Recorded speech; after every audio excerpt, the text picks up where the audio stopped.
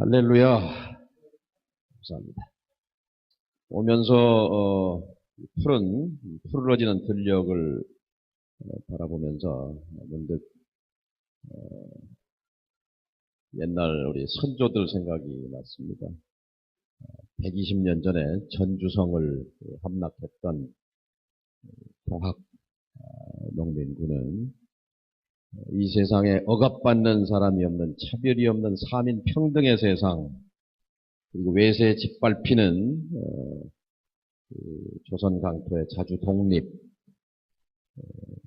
그리고 사람이 곧 하늘이다 하는 인내천의 기치를 이 전주성에 내걸었습니다. 온 120년 증조부, 고조부 생전이셨던 것 같은데요. 1894년 4월입니다. 120년이 지난 오늘 우리 후손들은 그때 저희 선조들이 꿈꾸었던 차별이 없고 작고 미약한 사람도 다 사람으로서의 권리를 누리는 그런 꿈, 또 조선반도가 자주적이고 그리고 독립된 그런 하나의 나라가 되고자 하는 그런 꿈, 아직 이루지 못한 것이 몸에 한스러웠습니다. 그러면서 문득 청년 김대중이라는 이름이 떠올랐습니다. 김대중 대통령이 참 위대했던 인간이구나 하는 그런 생각이 들었습니다. 무슨 얘기냐면 우리의 뜻과는 상관없이 분단되고, 그리고 그 분단 조건 속에서 70년 가까운 세월을 살아오는데 그 흐름을 바꿔놓은 유일한 인물이 또 그 사상이 김대중 철학이었습니다.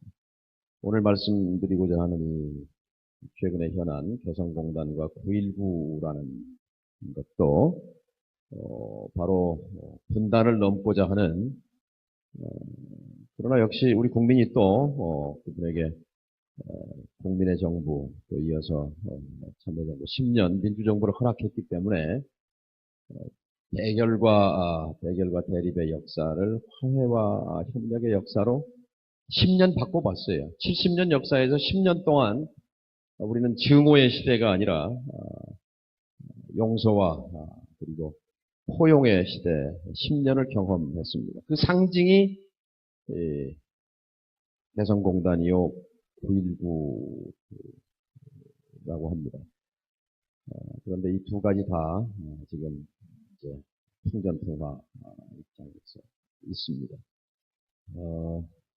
박근혜 대통령이 미국에 가서 비무장지대 평화공원을 만들겠다. 좀 좋은 생각이라고 생각했습니다. 비무장지대 지뢰밭과 서로 총을 겨누고 있는 155마일, 250km, 넓이 4km의 그 비무장지대가 공원이 되면, 평화공원이 되면 얼마나 좋겠습니까? 그건 우리의 염원이죠. 이 평화공원 아이디어는 오래됐습니다.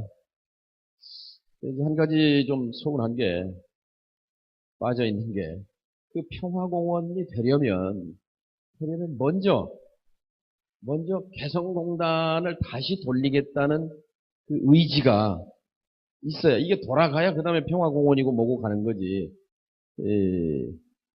10년 가까이나 돌아갔던 개성공단이 날아가 버린 폐허 위에 평화공원 구상이라는 것은 공허거든요. 사실 정상회담의 귀추를 뚫어지라고 쳐다봤습니다만 좀 안타까움이 남습니다. 핵심을 한마디로 요약하면 그거예요.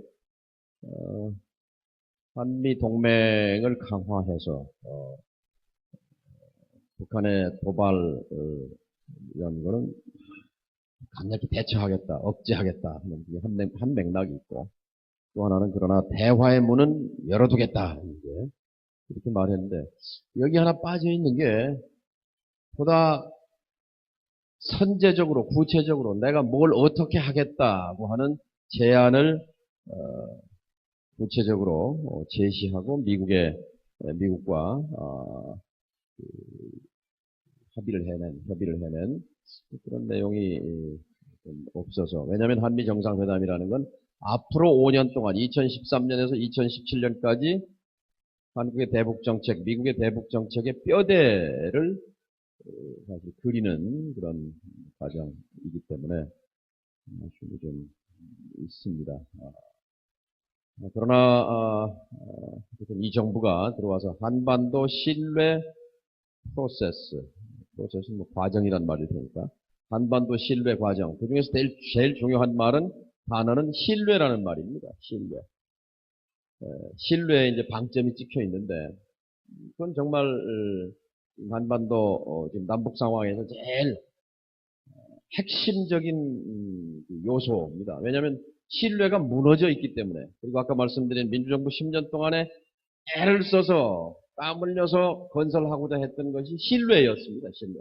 그래서 어느 정도 공단을 만들고 관광을 하고 철도를 잇고 사람이 왔다 갔다 하고 1년에 10만 명 이상. 이게 다 신뢰의 표시거든요. 근데 오늘 현재 2013년 5월 10일 오늘 현재 대한민국 주민등록을 가진 국민은 단 한 명도 이북 땅에 지금 체류하고 있지 않습니다. 그리고 남과 북을 잇는 어떤 통신선 전화선도 이어져 있지 않습니다. 대한민국의 어떤 물건도 남과 북이 지금 사고 파는 흥정이 끊어져 있습니다. 일체의 교류, 일체의 왕래, 일체의 체류, 완벽한 소통 단절이 지금 순간이 2013년 5월 10일입니다. 지금 이 순간이 그렇습니다. 지난 4월 말부터 그렇게 됐죠. 이것은 40년 전에나 있었던 상황이에요. 40년 전. 그래도 아무리 남북이 적대하고 이렇게 미워하는 시대에도 적십자선은 살아 있었고, 물건은 사고 팔았어요. 일체 다 끝났습니다.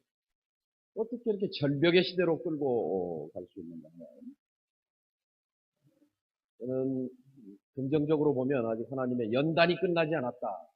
더 단련을 시키고 더 크게 쓰기 위해서 우리 민족에게 시련을 주는 것이다. 이런 생각을 합니다.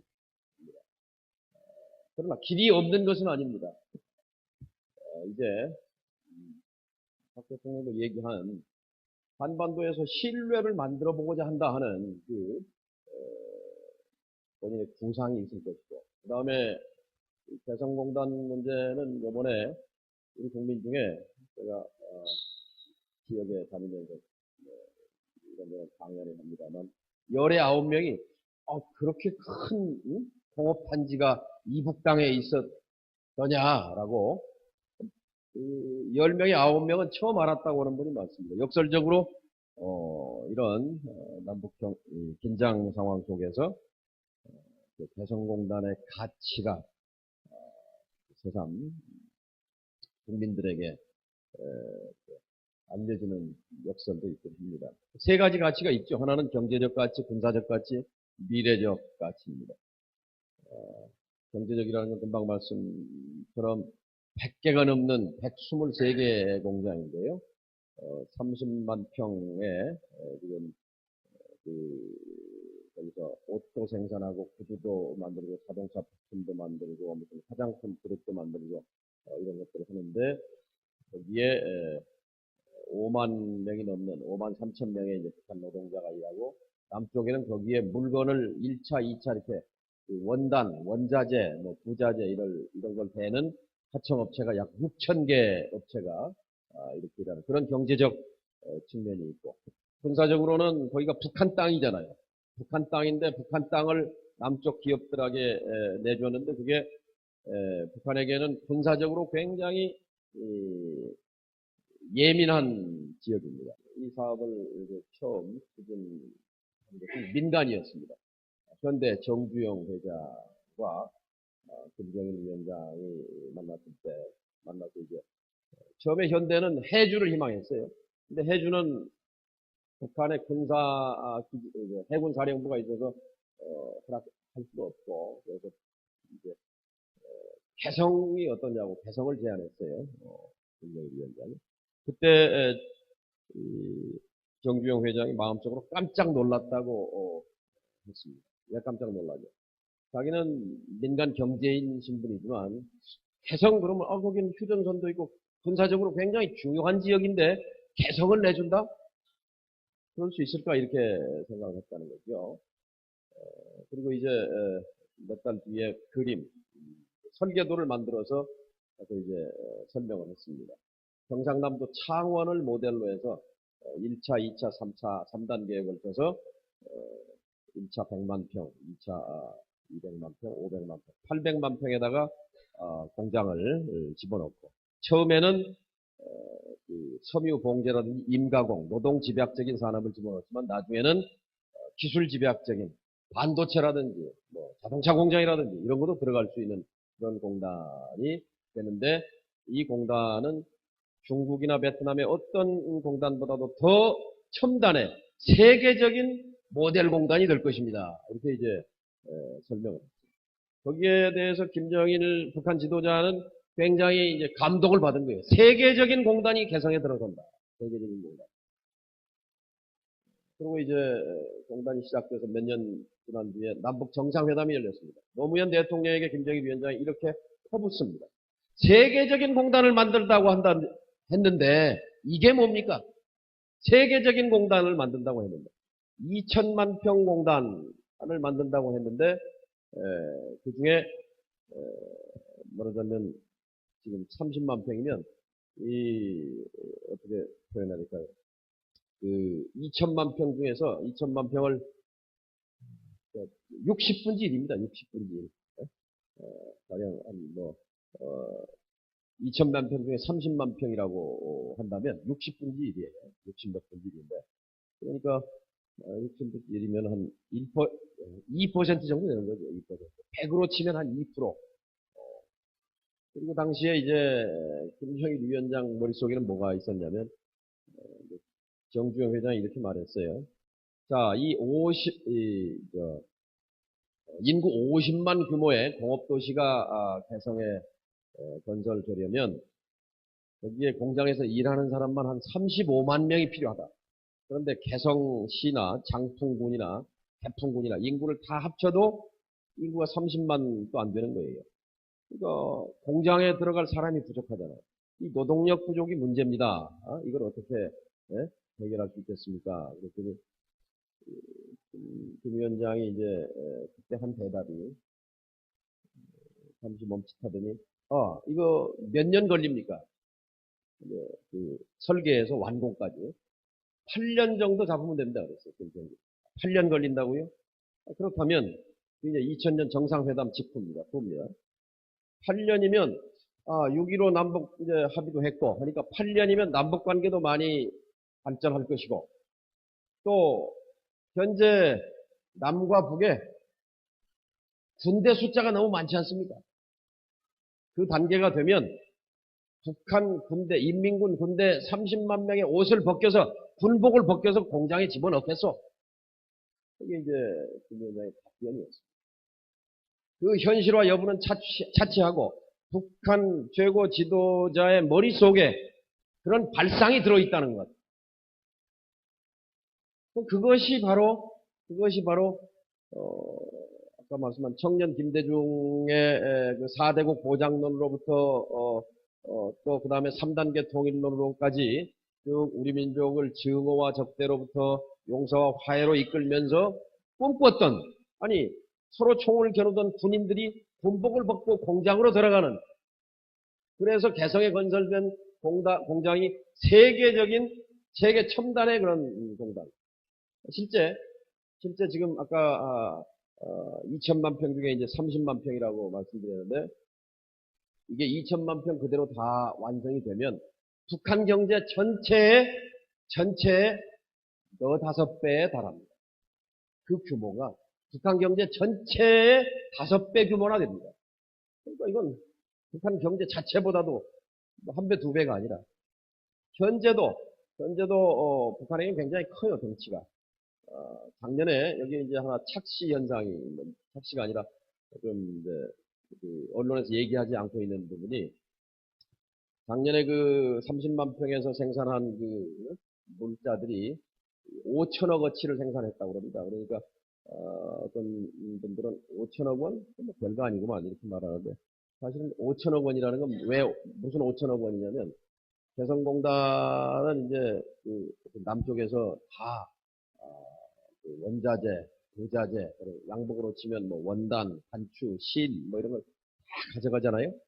가져가서 거기서 이제 그 가공을 해서 만들어 오는데 가령 이 양복이 얼마냐 그러면 원단까지 다 치면 50만 원인데 개성에 만든 이 양복은 50만 원이 아니라 한 5만 원쯤으로 계산이 됩니다. 왜냐하면 거기에 인건비, 예? 그다음에 전기료, 그래서 관리비, 토지 사용료, 뭐 감가상각비 이런 것만 넣어가지고 이게 5천억이라는 거죠. 그러니까 실제는 사실 한 10배를 곱해야 정확하다고 합니다. 개성공단 그 사이즈가 작년에 한 5조 정도를 생산한 거예요. 5조를 생산했는데 북한 경제 전체가 작년에 20조 규모입니다. 20조. 한국은행 통계로 200억 불. 1년에 200억 불 경제인데 개성공단에서 생산한 게 한 50억 불쯤 되니까 북한으로는 사실 그 덩치가 큰 거예요. 물론 자기들한테 떨어지는 건 임금밖에 없죠. 인건비밖에 없고 토지 사용료 정도밖에 없지만 그들은 북한 경제가 열악하기 때문에 그 비중이 전체 2천만 평에 불과 30만 평이 돌아갔는데도 큰 비중이란 말이죠. 그런데 이거를 전체를 다 돌리기로 말하면 사실은 그 독일 통일의 독일 통일의 아버지라고 할까요? 브란트 수상인데 브란트 수상 옆에는 그 이제 독일 통일 정책을 설계한 사람이 있어요. 에곤 바르라고 BARR. 지금도 생존해 계십니다. 90세 초반에 그 브란트 수상의 오른팔이 된 분이었는데 그분이 개성공단에 대한 설명을 듣고 무릎을 쳤어요. 그러면서 아니 내가 동방정책을 설계할 때 이른바 독일판 햇볕 정책입니다. 동방정책을 설계할 때 미처 상상하지 못했던 것이다. 동독에다가 서독의 공단 지역을 건설한다는 그런 발상을 미처 못했다. 그런데 한국에서 북한 땅에 그런 서로 총을 겨누고 전쟁을 하던 상대가 서로 같이 만나서 물건을 상품을 생산한다는 참 기가 막힌 프로젝트다. 이렇게 평가를 하면서 그분이 말하기를 한국에는 한국형 통일 방안이 있는데 이건 독일 방식도 아니고 베트남 방식도 아니다. 베트남은 무력 통일이고 독일은 흡수 통일이죠. 한국은 개성공단 모델이 곧 한국형 통일 방안이다. 그러니까 이 개성공단을 계속 키우고 확장해가면 결국은 그것이 통일로 가게 되는 길이다. 중간 지점에 경제 통합이 있을 것이고 마지막 종점에는 정치적 통일이 있을 것이다. 제가 이렇게 개성공단을 강조드렸는데 이 개성공단이 사실은 핵 문제 해결의 열쇠입니다. 이 핵 문제가 오늘이 2013년이죠. 딱 20년 됐어요. 1993년 3월 달에 북이 핵 조약을 탈퇴하면서 핵 위기가 폭발합니다. 이 20년 사이에 세 번의 위기가 오지요. 이번이 3차, 2003년이 2차, 93년이 1차. 동교롭게 93년, 2003년, 2013년. 이렇게 10년 단위로 세 번에 걸쳐서 파도가 밀려옵니다. 밀려오는데 이 20년 그 핵 역사에서 딱 한 번 있습니다. 뭐가 있냐? 북이 핵을 포기하겠다고 결심한 일이 딱 한 번 있습니다. 이게 2005년 9.19라는 거예요. 9.19. 2005년 9.19. 9월 19일 날 국경에서 육자들이 모였는데 거기서 북이 나 핵을 포기하겠소라고 선언한 겁니다. 근데 이것이 바로 1년 전에 10개월 전에 개성공단이 돌아간 것과 불가분의 관계가 있습니다. 세계적인 공단을 만들겠다고 했을 때 김정일 위원장이 인민군대 옷을 벗겨서 넣겠다라고 발상한 그 발상 속에서 핵을 내려놓고 남과 북의 민족 협력을 통해서 체제 생존을 보장받고 그리고 먹고 살 길, 경제 번영을 추구할 수 있겠다고 하는 확신의 근거가 개성공단이에요. 2004년 12월에 개성공단이 이제 돌아가기 시작합니다. 가동. 그리고 1년 뒤 2005년 9월 달에 핵포기 선언이 한번 그때 있었던 것이죠. 그러니까 개성공단이 영구 폐쇄되고 북한의 핵 문제 해결은 불가능합니다. 이게 따로따로 문제가 아니죠. 연결되어 있습니다.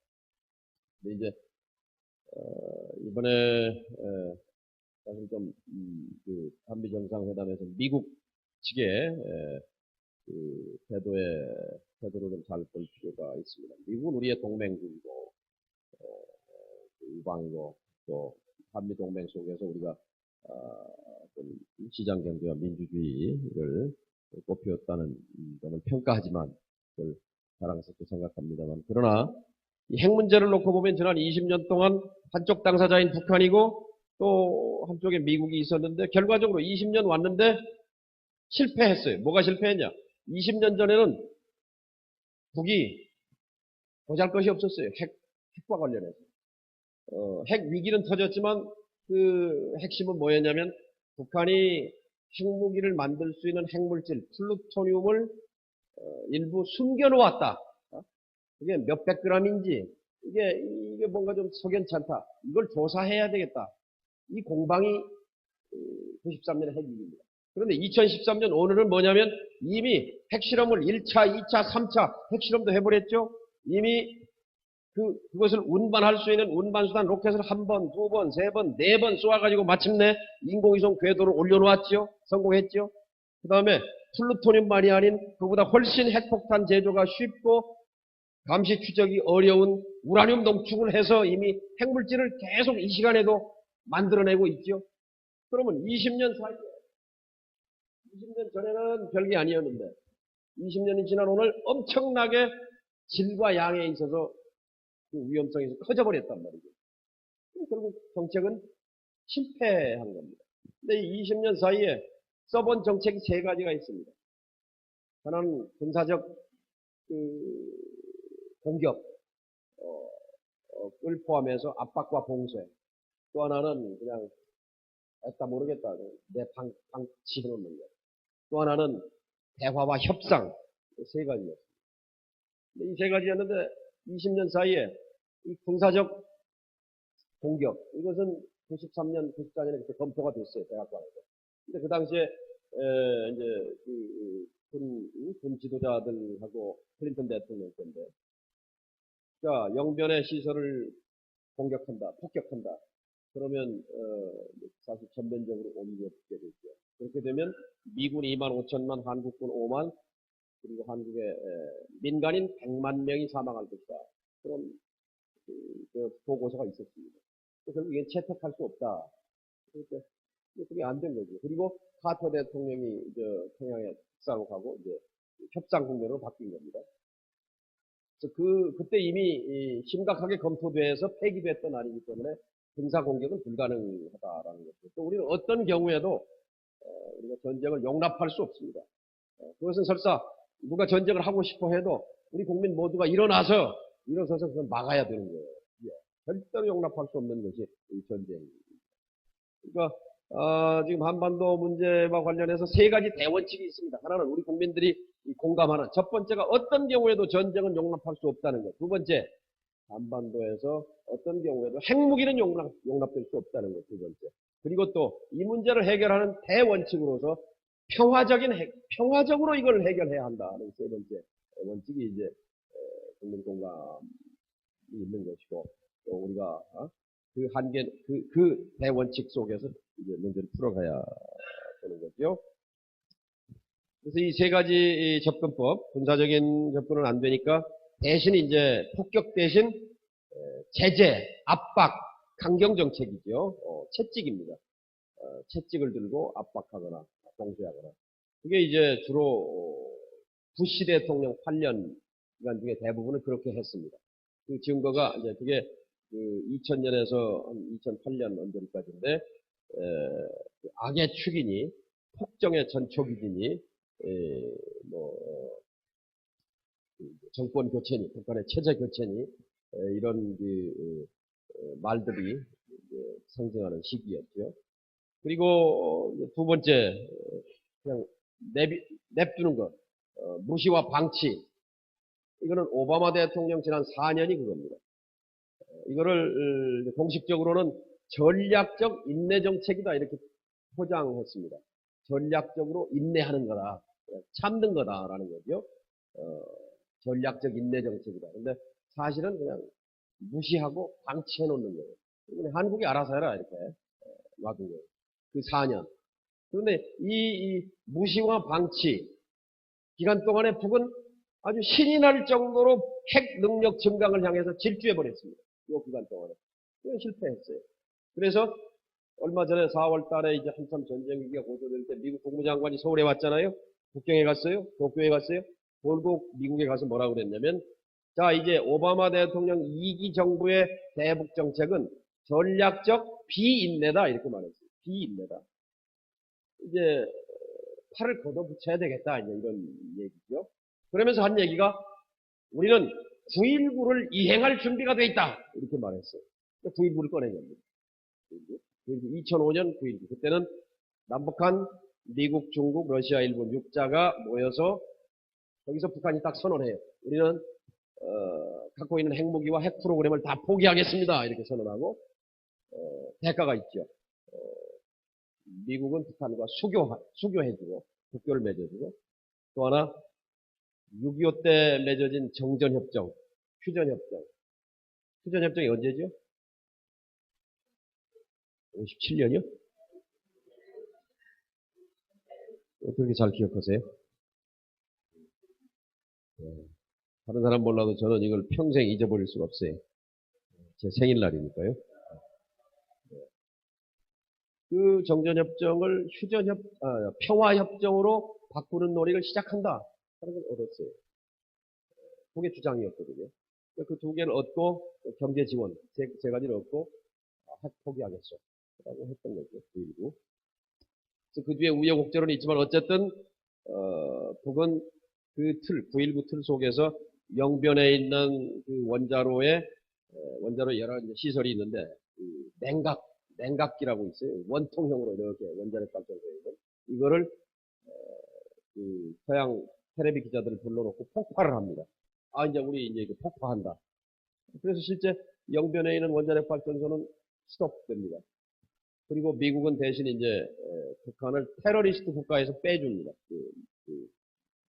거기에서 이렇게 이제 한 발 한 발 나가다가 그게 이제 2007년 8년 상황인데 나가는 중간에 이제 한국에서 정권이 바뀝니다. 이제 이명박 정부. 아시다시피 이제 이명박 대통령 정부 5년 동안은 그거였습니다. 공식적으로 선비핵화 정책.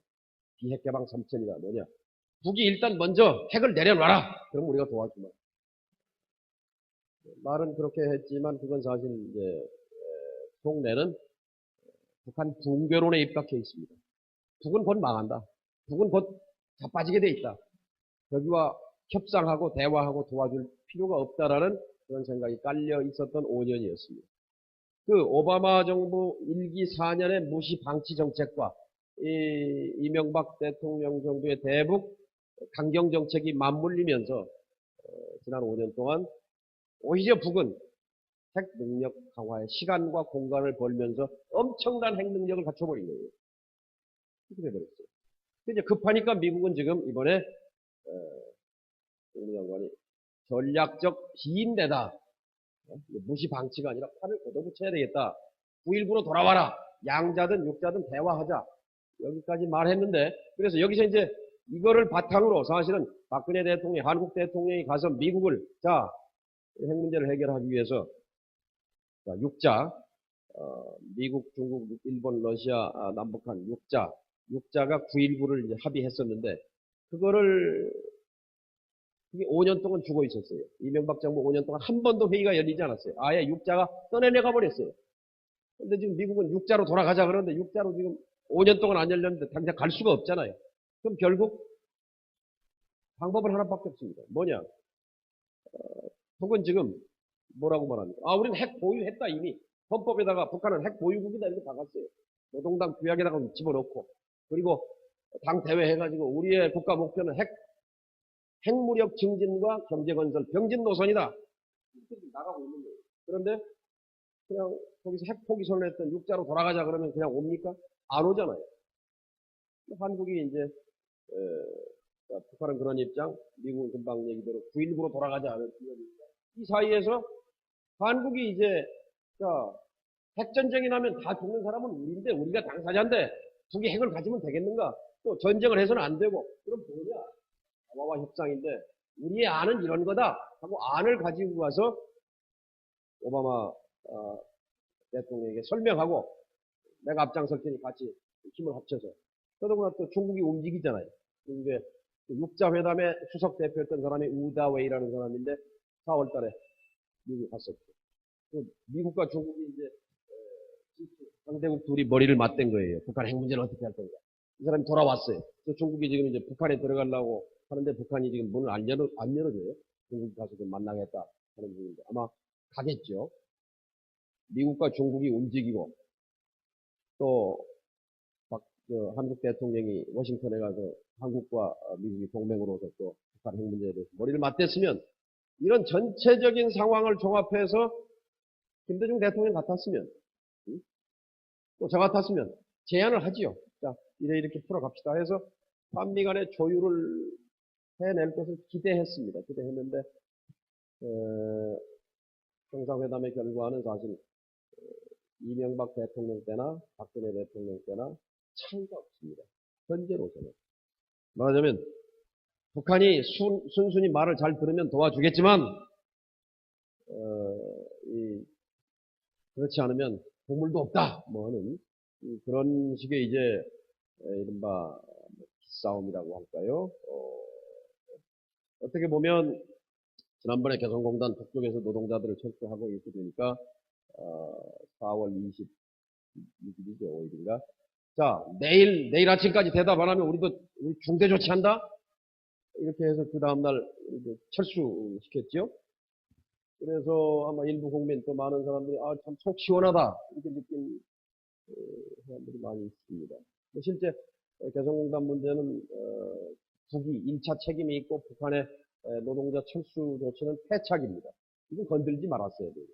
개성공단. 자기들이 말한 것처럼 서로 왼수가 돼서 싸우던 민족이 동족이 이제 서로 악수하고 화해하는 그런 차원에서 자기 아버지가 내준 사업이잖아요. 근데 그것을 탁 걸었어요. 그건 패착입니다. 잘못됐어요. 그런데 거기에 맞서서 그래? 그럼 우리도 내일 아침까지 대답 안 해? 그럼 우리도 빼. 이제 아주 본때를 보여주는 속 시원한 조치를 한 거지요. 속은 시원할지 모르지만 그러나 국가 운영은 평화 관리는 그렇게 해서는 안 된다고. 결과는 뭐예요? 결과는 더 위태로워졌어요. 더 풀기가 어려워졌어요. 자, 이제 마무리 겸해서 말씀을 드리겠습니다. 그럼 어떻게 할 것이냐라는 거예요. 길은 있습니다. 왜 길이 있느냐? 그래도 김대중 정부, 노무현 정부 10년 동안 우리는 많이 갔습니다.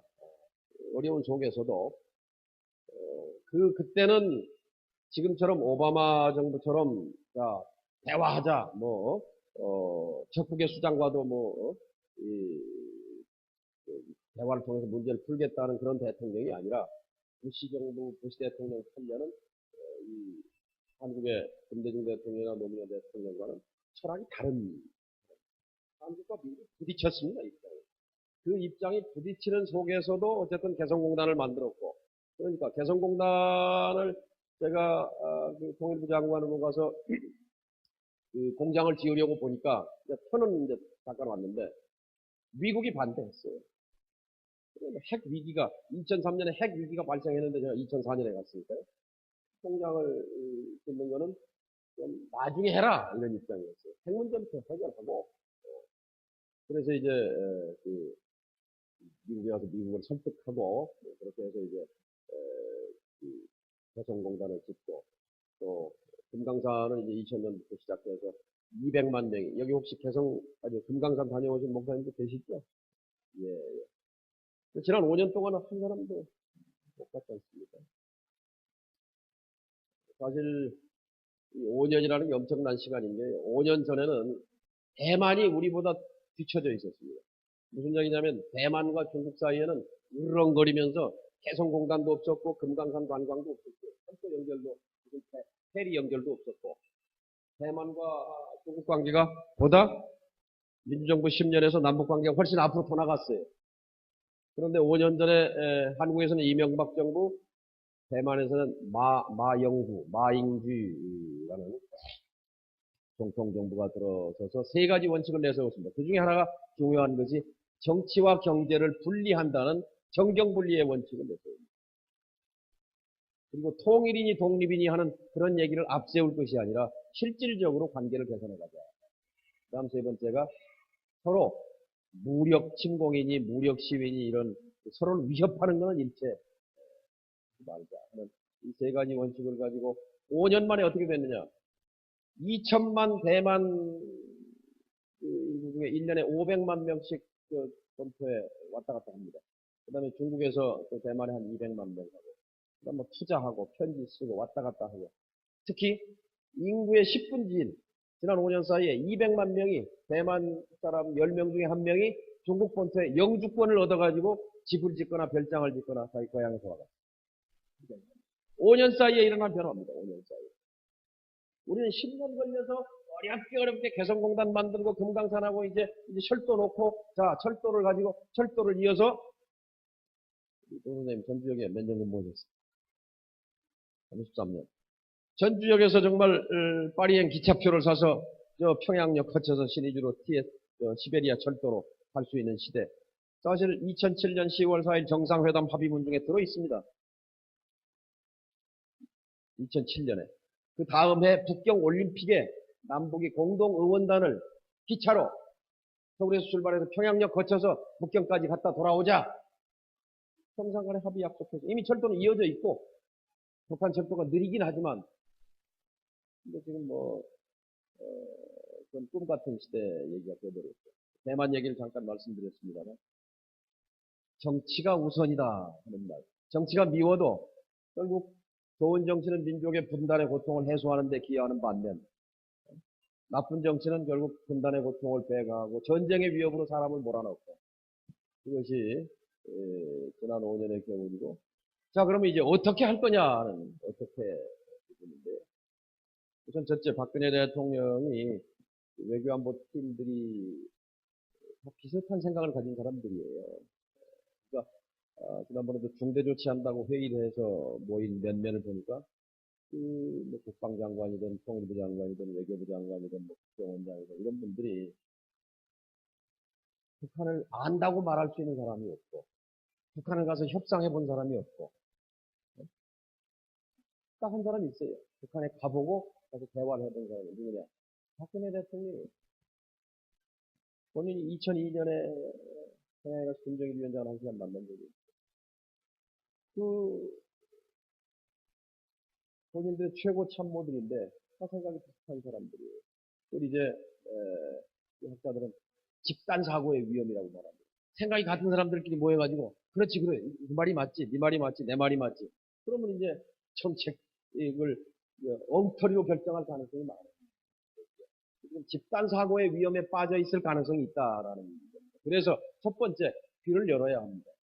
적어도 민주정부 10년 동안 북과 협상하고 북과 가고 저만 해도 김정일 위원장과 5시간 대화하고 핵 포기를 설득하고 육자회담 복귀를 설득하고 남북 간에 통 크게 협력을 요청하고 수없이 많은 실무회담과 장관급 회담과 저 같은 사람이 수십 명, 수백 명입니다. 민주정부 시절에. 그쪽에도 귀를 열어야죠. 아직 귀를 열었다는 얘기 없어요. 그리고 두 번째가 이제 큰 흐름 속에서 제가 서전북 신문에 이제 한 달에 한 번씩 컬럼을 이제 씁니다. 임정식 부장. 이걸 주셔서 1년 가까이 됩니다. 2번 그런 얘기 했어요. 박 대통령, 한국의 닉슨이더라. 역사가 당신을 부르고 있다. 사실 기회거든요. 기회예요. 닉슨이라는 건 뭐냐? 그 워터게이트 사건으로 추락한 정치적 측면을 말하는 것이 아니라 그 당시까지 중국과 미국은 적이었습니다. 근데 그 미국과 중국의 적대 관계를 해소하면서 중국을 개혁 개방으로 국제사회로 끌어내잖아요. 미중 정상회담을 통해서. 그래서 역사의 방향을 바꾸죠. 한국에서는 역대 대통령 중에 물꼬를 바꾼 보수파 대통령이 한 사람이 있긴 합니다. 누군지 아시죠? 누굴까요? 보수파 대통령이라고 해요. 노태우 대통령인데요. 1988년 올림픽을 앞두고 77선언이라는 걸 합니다. 77선언. 아까 말씀처럼 그 전까지는 대한민국 국민이 또는 다 국가보안법 위반이에요. 뭐, 잠입, 탈출, 뭐, 찬양, 고무, 등등 해서 일체 남쪽 사람이 그에 대해서 얘기도 못 꺼내지만 할 수도 없는 거고 또 장사도 못해서 예를 들어서 물건을 도역을 해도 홍콩으로 어떻게 해서 팔고 홍콩 가서 사고 이렇게 그런 식으로 했지 않습니까? 그 77선언이 뭐냐? 이제 왕래하자. 그리고 이제 물건 사고 팔자. 교류하자, 도역하자, 왕래하자. 그 선언입니다. 근데 사실은 88 올림픽인데 이게 안전해야 되잖아요. 평화로워야 되잖아요. 그런 필요가 있었지만 어쨌든 대천환이었습니다. 지금까지는 국가보안법에 의해서 그건 반국가단체예요. 괴뢰 집단이에요. 그러니까 그쪽은 만나도 안 되고 접촉해도 안 되고 그런 거였는데 그걸 넘어서자는 거였어요. 그거는 시대를 어쨌든 참모들이 읽었던 지도자가 읽었던 시대를 읽은 겁니다. 왜냐면 곧 그 다음 해 89년 말에 베를린 장벽이 붕괴하고 91년에 소련이 해체하고 이렇게 오잖아요. 파도가 오는데 파도가 닥쳐오기 전에 그 시대의 흐름에 앞서서 간 거예요. 올림픽을 계기로 해서. 그래서 UN 가입 동시가입하잖아요. 91년입니까? UN 동시가입하고 90년에 소련하고 고르바초프하고 수교하고 소련과 적국이었잖아요. 중국과 92년도에 수교하고 한도 수교, 한중 수교, UN 가입, 남북 간의 불가침과 기본 합의서 체결. 그러니까 77선언으로 해서 이른바 북방 정책이 건물 터지듯 합니다. 물론 한계는 있었죠. 89년 여름엔가 그 세계 청년학생 특전이라는 걸 평양의 어떤 경기장에서 합니다. 그런데 거기에 한국의 대학생이 나타나요. 이제 임수경 사건이 뽕이 됐고. 그런데 거기에 임수경만 있었던 게 아니에요. 그 경기장에 누가 있었냐? 박철원, 강재섭, 한국의 밀사단이 거기 있었습니다. 같은 농장에 있었어요. 거기는 정부에서 파견한 밀사였고, 여기는 민간이 불법적으로 간 거예요. 그 당시에는 이제 창구 단일화 원칙이라는 게 이제, 저쪽은 반국가 단체이기 때문에 이거는 정부가 안보 차원에서 창구는 관리하고 독점하는 거지, 민간이 마음대로 왔다 갔다 하고 이건 안 된다, 이런 거였어요. 참고로 제가 2005년에 평양에 갔을 때 저는 정부 대표 자격이긴 했지만 제가 민간 행사에 간 겁니다. 6.15 5주년 5주년 기념 행사가 2005년 6.15에 평양에 열렸는데 당시 정부에서 민간 행사에 정부가 가는 것은 창구 단일화 원칙에 맞지 않는다 그런 얘기도 있었어요. 근데, 저는 그렇게 생각하지 않았어요. 시대가 바뀌었다. 정부가 독점하는 것이 중요한 게 아니라 개성공단도 사실은 정부만의 사업이었으면 절대 못 갔습니다. 현대 정주영 회장의 창의적인 노력과 그 투자에 힘입어서 김정일위원장과 먼저 사업을 시작하고 나중에 정부가 또 협력하고 정상회담으로 뒷받침하고 민관이 같이 간 거죠. 정부와 민관이. 그래서 지금 이제 민주정부는 노태우 정부와는 이제 다르죠. 그때 한계가 있었다는 얘기를 말씀드립니다만 어쨌든 80년대 후반에 일체의 교류와 왕래와 교역이 없었던 시대로부터 77선언으로 해서 이제 남북 교역 교류 시대가 된 거예요. 자, 이제 박근혜 정부의 길은 어디로 가야 되냐? 제2의 77선언이 필요합니다. 자, 지금 다 끊어졌어요. 전화선도 끊어지고 통신선도 끊어지고 왕래도 끊어지고 편지 볼 수 없잖아요. 뭐 개성공단도 끊어지고 금강산 관광도 다 끊어졌는데 이게 어디로 가야 되냐? 1988년 25년 전 77선언 다시 왕래하자, 다시 교류하자, 다시 장사도 하자. 거기서부터 시작해야 되는 거죠. 노태우 정부 어떻게 보면 이제 뭐 그 뿌리이지 않습니까? 지금 이 정부가 그 정부를 좀 볼 필요가 있다. 그렇게 되면 이제 우선 제일 근본 문제는 핵 문제지만 이 핵 문제 관련해서 우리가 발언권을 가지고 또 이 문제를 푸는 데 접근하기 위해서는 제2의 77선언을 통해서 교류와 교역과 왕래 회복을 선언하면서 포괄적 접근. 하나는 금강산 관광이 5년째 끊어졌잖아요. 그래서 교류와 왕래를 선언하면 금강 관광하는 것도 열어야 될 거 아니겠습니까?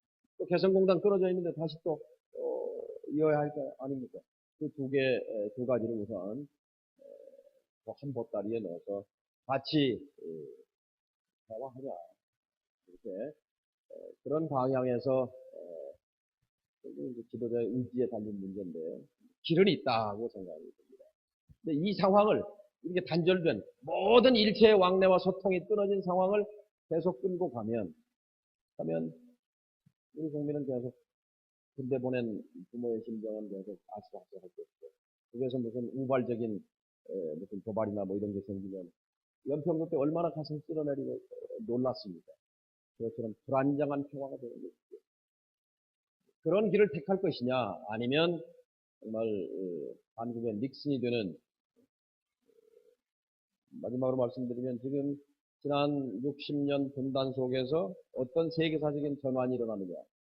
우리는 60년 전이나 지금이나 똑같이 분단되어 있고 똑같이 휴전선에서 총을 겨누고 있는데 세계사는 바뀌어버렸잖아요. 소련은 없어져 버렸고 중국은 우리의 우방이 됐고 러시아도 우방이 됐고 베트남도 수교했고 세계가 바뀌어버렸는데 전 지구상에서 유일하게 아직도 남은 철조망 쳐놓고 지뢰반 놓고 서로 적대하고 있는 그것을 뚫어보고자 했던 민주정부 김대중 대통령의 포용정책, 햇볕정책의 결실로 만들어진 이 개성공단 금강산 남북화해협력사업이 제로로 돼버린 남북관계 제로 시대로 돼버렸단 말이죠. 암흑의 한복판으로 왔단 말이죠. 목사님께서 기도해 주시기 바랍니다. 그래서 정말 이 캄캄한 칠흑의 단절의 시대로부터 다시 광명의 시대로 왜 전 세계는 다 그렇게 변해갔는데 왜 한민족만 그런 과거에 발목 잡혀 갈 이유는 없다고 생각합니다.